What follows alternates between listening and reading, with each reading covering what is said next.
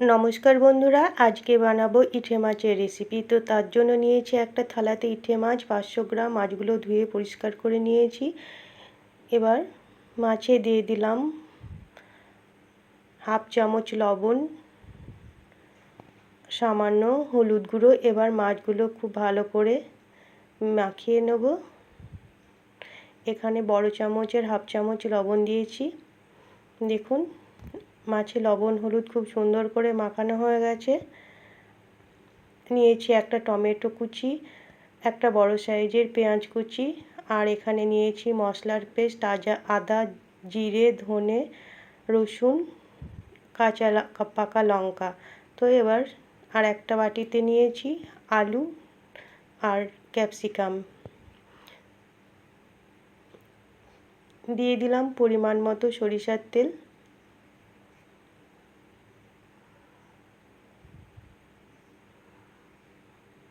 তেলের মধ্যে দিয়ে দিলাম সামান্য লবণ আর সামান্য হলুদ গুঁড়ো, কারণ ইটে মাছ ভাজার সময় খুব ফাটে, তেল ছিটকোয়, সেই কারণেই তেলে লবণ আর একটু হলুদ দিয়ে দিলাম। দেখুন, তেল খুব সুন্দর গরম হয়ে গেছে। এবার আমি মাছগুলো তেলে দিয়ে ভালো করে ভেজে নেব। এই রেসিপিটি কিন্তু দারুণ হবে, এবারে খেতে মাংসের মতো লাগবে খেতে বন্ধুরা। এই ইটে মাছ এইভাবে রান্না করলে তো আপনারা সম্পূর্ণ দেখবেন, তাহলে আপনারাও খুব সহজে বানিয়ে নিতে পারবেন।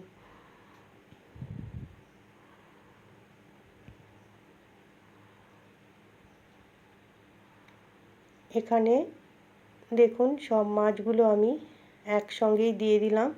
এবার একটা ঢাকা দিয়ে দিলাম, যেহেতু তেল ছিটকোয় এই মাছ ভাজার সময়। তো কিছুক্ষণ পর ফিরে আসলাম।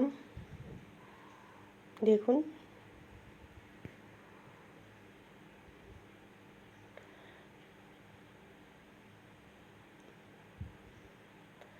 মাছগুলো খুব সুন্দর ভাজা হয়ে গেছে এক পিঠ। এবার আমি উল্টে দিচ্ছি। এই মাছগুলো ভালো করে ভেজে নিতে হবে, কারণ এই মাছ বেশি ভালো না ভাজলে ভালো লাগে না খেতে বন্ধুরা। তো দেখুন, আমি উল্টে দিলাম, আবারও আমি ঢাকা দিয়ে দিলাম।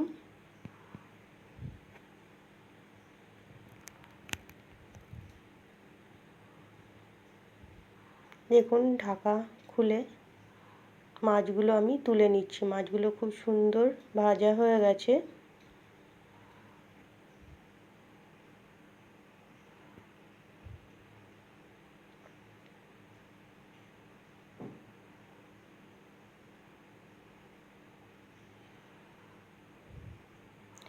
আবারও একটু আমি সরিষার তেল দিয়ে দিলাম পরিমাণ মতো। এবার কেটে রাখা আলুগুলো তেলে দিয়ে ভালো করে ভেজে নিতে হবে।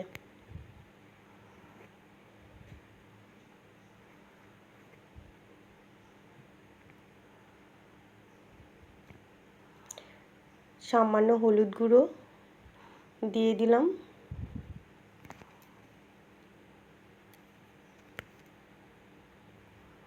দেখুন, কিছুক্ষণ পর ফিরে আসলাম। আলুগুলো খুব সুন্দর ভাজা হয়ে গেছে।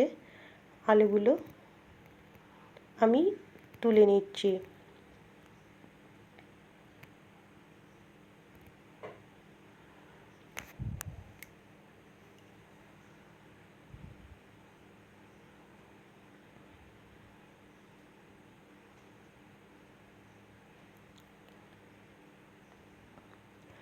ওই তেলের মধ্যে দিয়ে দিলাম দুটো শুকনো লঙ্কা ফোড়ন আর দুটো তেজপাতা, আর হাফ চামচ গোটা জিরে।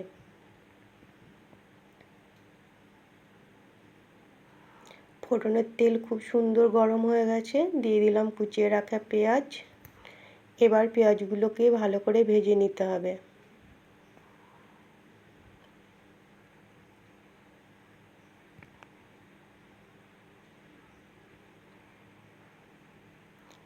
দেখুন, পেঁয়াজ খুব সুন্দর ভাজা হয়ে গেছে। এবার ওই তেলের মধ্যে দিয়ে দিলাম টমেটোটা একটু ভালো করে ভেজে নেব, যেন কাঁচা গন্ধ না থাকে।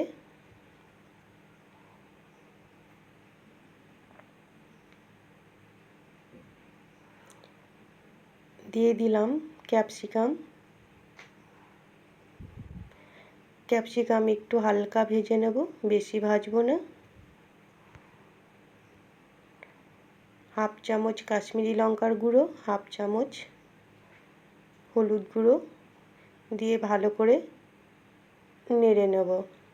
এই তেলে হলুদ আর লঙ্কার গুঁড়ো দিলে কালারটা বন্ধুরা খুব সুন্দর হয়। তো দেখুন তেলে আমি হলুদ আর লঙ্কা দিয়ে বেটে রাখা মশলা দিয়ে দিলাম।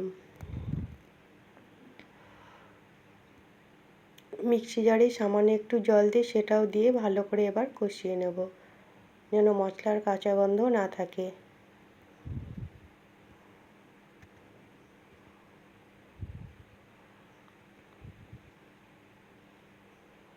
দেখুন মশলা থেকে খুব সুন্দর তেল ছেড়ে গেছে, তাহলেই বুঝে নিতে হবে মশলা খুব সুন্দর কষানো হয়ে গেছে। ভেজে রাখা আলুগুলো এই পর্যায়ে আমি দিয়ে দিলাম আর সামান্য একটু জল দিয়ে দিলাম। আবারও একসঙ্গে ভালো করে নাড়াচাড়া করে দিচ্ছি।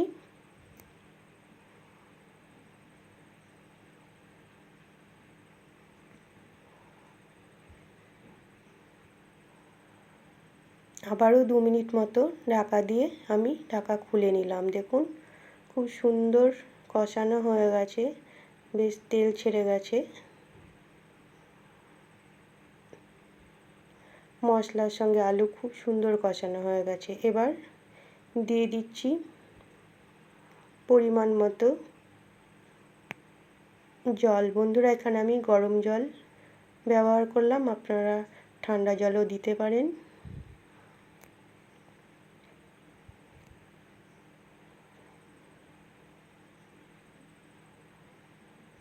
দিয়ে দিলাম স্বাদ মতো লবণ, আবার একসঙ্গে ভালো করে নাড়াচাড়া করে দিলাম। দেখুন কিছুক্ষণ পর খুব সুন্দর ফুটে গেছে ঝোল। ভেজে রাখা মাছগুলো দিয়ে দিলাম। এবার 5 মিনিট ফুটিয়ে নেব, কারণ ইটে মাছ একটু শক্ত হয়, তাই আমি একসঙ্গেই দিয়ে দিলাম।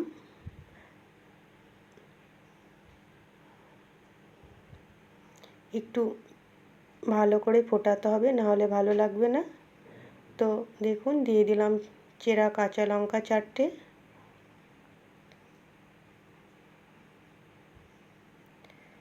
পাঁচ মিনিট আমি ফুটিয়ে নেব।